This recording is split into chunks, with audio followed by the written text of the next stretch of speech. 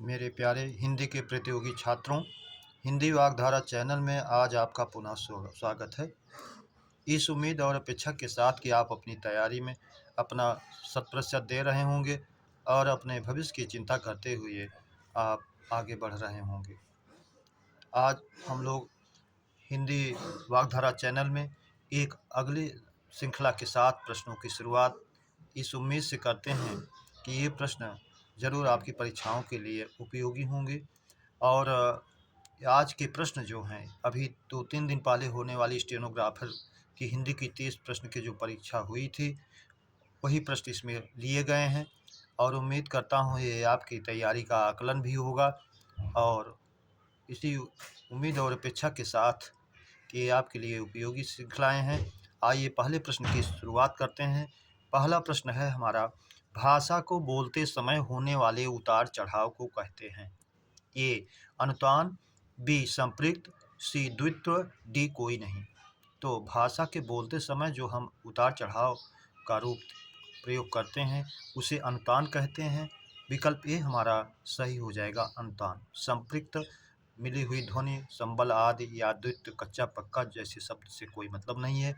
प्रश्न नंबर 2, बंधुत्व में संज्ञा है? ए भाववाचक, बी जातिवाचक, सी समूहवाचक, डी व्यक्तिवाचक। तो बंधुत्व मूल शब्द बंधु है, तो आप प्रत्यय जोड़ करके इसको भाववाचक बनाया गया है। दो रूपों में बंधु शब्द को बना सकते हैं, बंधुत्व या बंधुता। तो दोनों रूप इसका भाववाचक है, इसलिए विकल्प ए हमारा सही हो जाएगा, भाववाचक। प्रश्न नंबर 3, बहुधा, निरंतर, निदान, आखिर ये किस प्रकार के क्रिया विशेषण हैं? नंबर 1 रीतिवाचक, बी कालवाचक, सी परिमाणवाचक, डी स्थानवाचक। ये आपके ज्ञान का परीक्षण करने के लिए प्रश्न बनाए गए हैं उस परीक्षा के। तो बहुधा, प्रायः, निरंतर, हमेशा, निदान, आखिर, ये सब आपको काल की तरफ, समय की ओर इंगित कर रहे हैं, इसलिए ये कालवाचक में जाएगा। विकल्प भी हमारा सही हो जाएगा, कालवाचक। प्रश्न नंबर 4, भीतरी, सुडौल, पिघला, उचित किस प्रकार का विशेषण है? तो भीतरी स्थानवाचक के गुणवाचक में स्थानवाचक विभेद की तरफ जाएगा। बाहरी, भीतरी, ऊपरी, पंजाबी, जापानी आदि जो प्रयोग करते हैं आप, वो स्थानवाचक हो जाता है गुणवाचक के अंतर्गत। सुडौल ये आकार बोधक बन जाता है गुणवाचक विशेषण के अंतर्गत, सुडौल, नुकीला, चौकोर। पिघला ये दशा या अवस्था बोधक गुणवाचक के अंतर्गत ही हो जाता है, पिघला। अमीर, गरीब, उचित ये मूल गुणवाचक हो जाता है। तो ये सारे दिए गए शब्द गुणवाचक के अंतर्गत आएंगे, इसलिए विकल्प ये हमारा सही हो जाएगा, गुणवाचक। सार्वनामिक, संख्यावाचक, परिमाणवाचक से कोई मतलब नहीं है। प्रश्न नंबर 5, अनायास, सर्वत्र, वृथा, अस्तु, हौले में रीतिवाचक क्रिया विशेषण है। रीतिवाचक क्रिया विशेषण को आप जानते हैं, जो कार्य करने का तरीका, मैनर, ढंग ये बताता है, तो उसमें जो है रीतिवाचक क्रिया विशेषण का प्रयोग होता है। तो पांचों शब्दों में चुनना है कौन सा है इसमें। तो पहली बात इसमें अनायास है, जो प्रयास, आयास, प्रयास करके बिना प्रयास के कार्य करने का तरीका है। उसके बाद वृथा है, बेकार में, ये भी एक तरीका है। हौले, जल्दी जल्दी, धीरे धीरे, जो भी इस तरह प्रयोग करते हैं आप, तो ये भी हो जाएगा। तो इसमें दिए गए विकल्प ए में है अनायास, वृथा, हौले, सर्वत्र, अस्तु, कोई नहीं। तो विकल्प ए पहला ही हमारा सही हो जाएगा, अनायास, वृथा और हौले, विकल्प ए हमारा सही हो जाएगा। प्रश्न नंबर 6, मेरे द्वारा मकान ढहाया गया में कारक है? ए करण कारक, बी कर्म कारक, सी संप्रदान, डी अपादान। तो मेरे द्वारा अर्थात मुझसे करण कारक से द्वारा बता रहा है, इसलिए करण कारक होगा। माध्यम ढहाने का मुझे बताया गया, मेरे को बताया गया, इसलिए विकल्प ये सही हो जाएगा, करण कारक। प्रश्न नंबर 7, ग्राह्य का विलोम है? त्याज्य, अत्याज्य, भेद, अभेद। ग्राह्य ग्रहण करने योग्य, त्याज्य छोड़ने योग्य, इसलिए विकल्प ए हमारा सही हो जाएगा, त्याज्य। प्रश्न नंबर 8, शुद्ध शब्द का चयन कीजिए। प्रदर्शनी अशुद्ध है, अगर ये प्रदर्शनी होता तो शुद्ध होता। परीक्षा ये पूरी तरह से शुद्ध है, इसलिए विकल्प बी ही सही है। आगे देख लेते हैं भगीरथी। अगर यह भागीरथी होता तो शुद्ध होता। ये शुद्ध शब्द भगीरथ के रूप में होता है और भागीरथी के रूप में होता है। डी पृथक, भिन्न, अलग। अगर इसका में हलंत होता, शुद्ध व्यंजन होता, हल चिन्ह होता तो ये भी शुद्ध होता, इसलिए ये भी अशुद्ध है। प्रश्न नंबर 9, परमोजस्वी का संधि विच्छेद है। परम प्लस ओजस्वी, परमा प्लस ओजस्वी, परमो प्लस जस्वी, कोई नहीं। तो हम जानते हैं ये सार्थक शब्द परम और ओजस्वी, आ और ओ मिलकर के औ वृद्धि संधि में हो जाता है, इसलिए विकल्प ए ही हमारा सही हो जाएगा, परमोजस्वी। प्रश्न नंबर 10, वायु का तद्भव रूप है। ए पवन, बी झख, सी प्राज्ञ, डी समीर, ई कोई नहीं। तो वायु का पवन पर्यायवाची है, झख मछली के पक्ष में जाता है, सी प्राज्ञ विद्वान व्यक्ति के पक्ष में जाता है, डी समीर ये भी वायु का पर्यायवाची है, ई कोई नहीं। यहाँ वायु का तद्भव तत्सम आप जानते हैं उससे मिलता जुलता शब्द होना चाहिए और मिलता जुलता शब्द वायु का कोई नहीं है, इसलिए विकल्प ई में ही जाएगा, कोई नहीं। अगर इसका बयार कहा होता तो शायद इसका तत्सम हो ही जाता, लेकिन वो शब्द दिया नहीं गया है। प्रश्न नंबर 11, वह जो ना करे सो थोड़ा है में सर्वनाम है। जो सो संबंधवाचक, बी प्रश्नवाचक, सी निश्चयवाचक, डी अनिश्चयवाचक। तो आप जानते हैं संबंधवाचक में जो सो जैसा वैसा जब तक जहाँ तक यदि तो यद्यप तथापि ये वाचक चिन्ह भी आते हैं और एक दूसरे से वो एक संबंध भी बताते हैं दोनों सर्वनाम। तो जो सो संबंध भी बता रहे हैं, इसलिए विकल्प ये सही हो जाएगा, संबंधवाचक सर्वनाम। प्रश्न नंबर 12, ऐसा शब्द जो उपसर्ग और प्रत्यय दोनों से बना है। विकल्प ए कठिनतम, बी प्राकृतिक, सी संगत, डी स्वागत। तो स्वागत सु प्लस आगत, इसमें उपसर्ग है प्रत्यय नहीं है। संगत सम प्लस गत उपसर्ग से ही बना है। प्राकृतिक प्राकृतिक इसमें इक प्रत्यय है, प्रा उपसर्ग है, कृति रचना है। तो प्रा प्लस कृति प्रकृति बनेगा, इक प्रत्यय जोड़ेंगे तो वो प्रथम स्वर की वृद्धि हो जाएगी, मूल रूप बन जाएगा प्राकृतिक। तो इस तरह से प्रा उपसर्ग और इक प्रत्यय से मिलकर के दोनों से बना है, यही विकल्प सही हो जाएगा। कठिन में तम प्रत्यय लगा है, केवल प्रत्यय है, उपसर्ग नहीं है, इसलिए ये भी नहीं है। प्रश्न नंबर 13, यद्यपि में संधि है। ए यण स्वर संधि, बी गुण स्वर संधि, सी वृद्धि स्वर संधि, डी कोई नहीं। तो यद्यपि में स्वर संधि में यण स्वर संधि है, यदि प्लस अपि, ई का या हो गया तो बन गया यद्यपि, इसलिए विकल्प ए हमारा सही हो जाएगा, यदि प्लस अपि होगा गुण स्वर संधि, वो यण स्वर संधि सॉरी, यदि प्लस अपि यद्यपि यण स्वर संधि, इका स्थाने यण स्यात् अचि, इक के बाद यण के आने स्वर के आने पर यण हो जाएगा। प्रश्न नंबर 14, आज्ञा, वत्स, अग्नि, कवि कैसे शब्द हैं। ए तद्भव, बी तत्सम, सी यौगिक, डी रूढ़। आज्ञा तत्सम है, वत्स ये भी तत्सम है, बेटा बछड़ा बच्चा तीनों का तत्सम वत्स होता है। अग्नि आग का तत्सम है, कवि तत्सम है ही है। तो इस तरह से ये चारों शब्द हमारे तत्सम हैं, इसलिए विकल्प भी सही हो जाएगा, तत्सम। प्रश्न नंबर 15, औ कैसा स्वर है।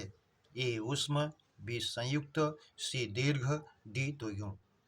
औ ये जो है संयुक्त स्वर है, जो आ और ओ के मेल से बनता है।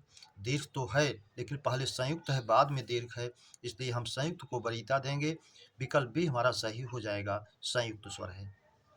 आप जानते हैं संयुक्त स्वर की संख्या 4 होती है, ए ऐ ओ औ। प्रश्न नंबर 16, सम उपसर्ग वाले शब्द का चयन करें। समय, बी समीर, सी समर, डी समकालीन। तो आपको स्पष्ट रूप से दिख रहा है सम उपसर्ग समकालीन, उस समय का, यही विकल्प डी हमारा सही हो जाएगा, समकालीन।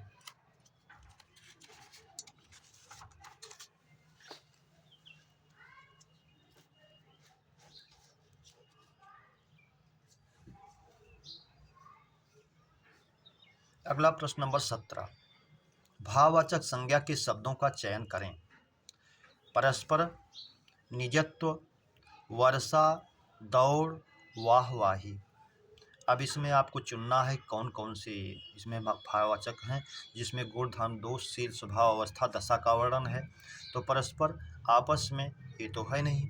निजत्व, जिसमें निजत्व हो, निज का भाव हो, अपनेपन का भाव हो, और निजता या निजत्व ये भाववाचक में जाएगा, इसलिए निजत्व हमारा भाववाचक में ही जाएगा।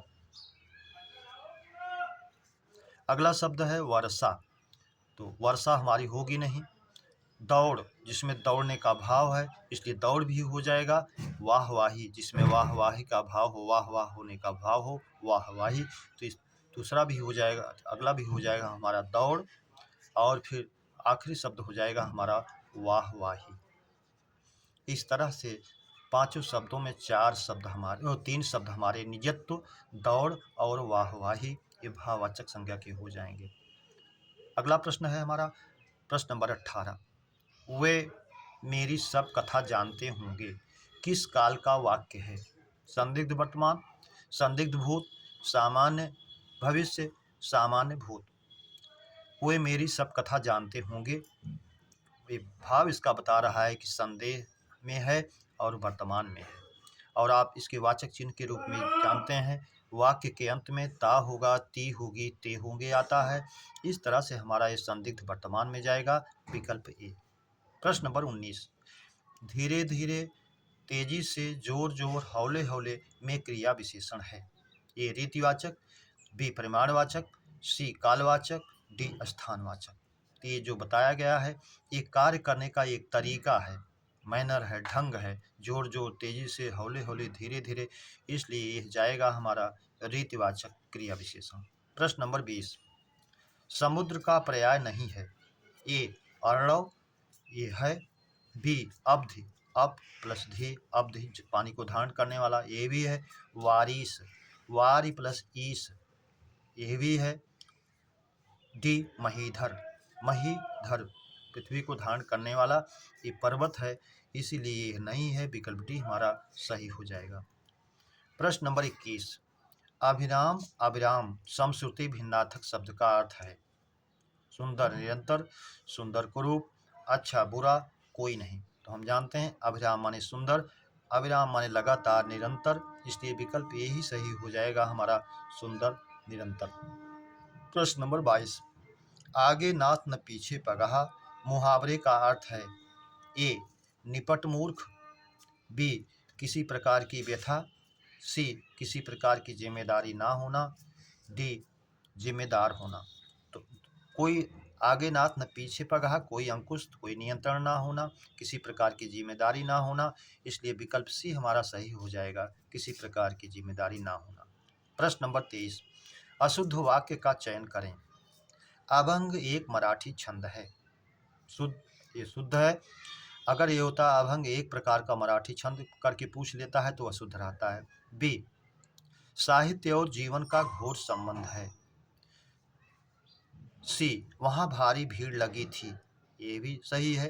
अगर भारी भीड़ जमा थी ऐसा कुछ कहता तो अशुद्ध हो जाता, या भारी भरकम भीड़ कहता तब भी अशुद्ध हो जाता। एक प्रलयंकर हुंकार हुआ, एक प्रलयंकर हुंकार हुआ, ये भी शुद्ध है।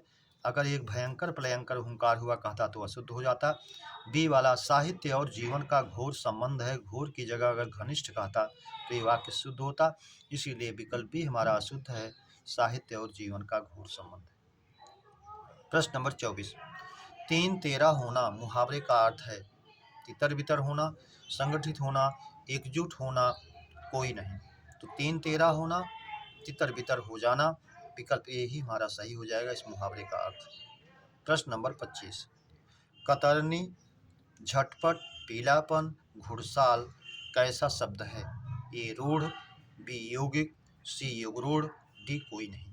तो रूढ़ शब्द जो होता है उसको हम तोड़ नहीं सकते हैं।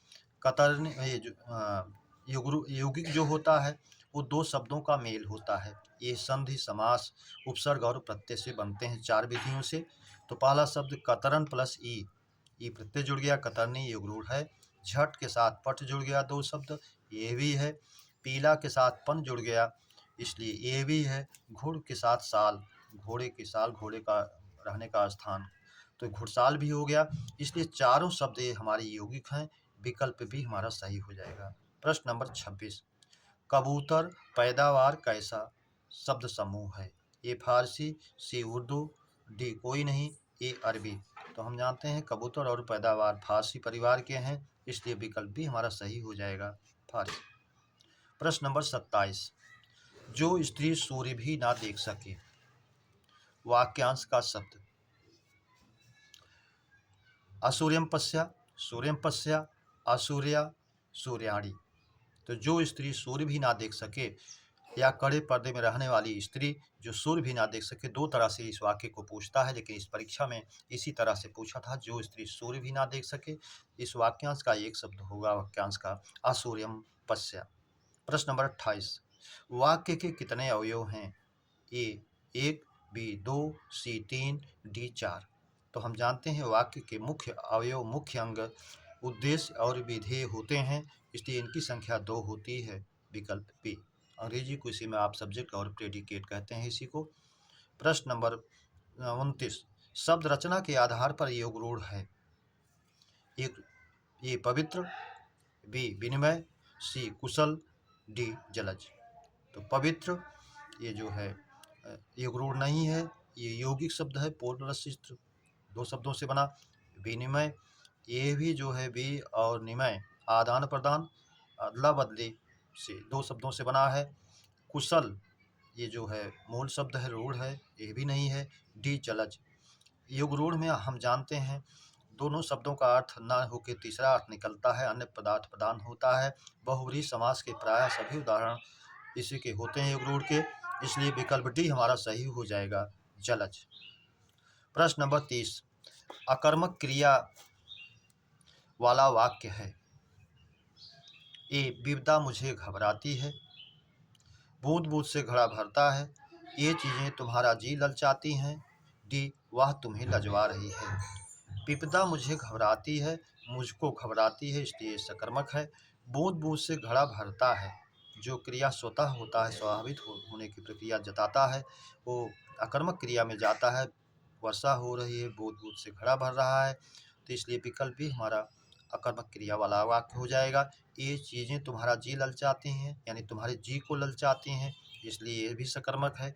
वह तुम्हें लजवा रही है, लजाना अकर्मक क्रिया है, लेकिन ये अकर्मक क्रिया प्रेरणार्थक होने पर सकर्मक हो जाती है, इसलिए यह भी प्रेरणार्थक होने के कारण सकर्मक हो गई। प्रश्न नंबर 31, यदि आप भी मेरे साथ रहेंगे तो मुझे अच्छा लगेगा, कैसा वाक्य है? ए आज्ञावाचक, बी संकेतवाचक, सी इच्छावाचक, डी कोई नहीं। तो हम जानते हैं कि यदि तो इसमें संकेत की बात की गई है, इसलिए ये जो है संकेतवाचक में जाएगा, विकल्प भी हमारा सही हो जाएगा। प्रश्न नंबर 32, लिए, निमित्त, खातिर, सबब, मारे ये शब्द कैसे हैं? संबंधवाचक, हेतुवाचक, व्यतिरेकवाचक, डी कोई नहीं। तो ये कोई व्याकरण का विशेष प्रश्न नहीं है, आपके बोध और ज्ञान पर की परख के लिए उसने ये प्रश्न बनाया है। और ये जो है हेतुवाचक, निमित्त के लिए सब बात आई है, लिए, निमित्त, हेतु, खातिर, सबब, तो इसलिए हेतुवाचक में जाएगा। ये किसी व्याकरण का भी भेद नहीं है, आपके बोध का परीक्षण है, इसलिए विकल्प भी हमारा सही हो जाएगा, हेतुवाचक। मेरे प्यारे बच्चों, इस श्रृंखला के प्रश्नों की चर्चा परिचर्चा हम लोगों ने किया। उम्मीद करता हूँ ये श्रृंखलाएँ आपको अच्छी लग रही होंगी, इस श्रृंखला के प्रश्न अच्छे बेहतर लग रहे होंगे। और आज के प्रश्न तो प्रायः इसमें 2 प्रश्नों को छोड़ दिया जाए तो आपकी परीक्षा स्टेनोग्राफर की जो हुई थी उसी के सारे प्रश्न हैं। उम्मीद करता हूँ ये प्रश्न आपको बेहतर लगे होंगे, तो आप इसे सब्सक्राइब, लाइक और शेयर ज़रूर करेंगे। इसी उम्मीद और अपेक्षा के साथ, आपके उज्ज्वल भविष्य की कामना के साथ, हृदय से धन्यवाद। जय हिंद।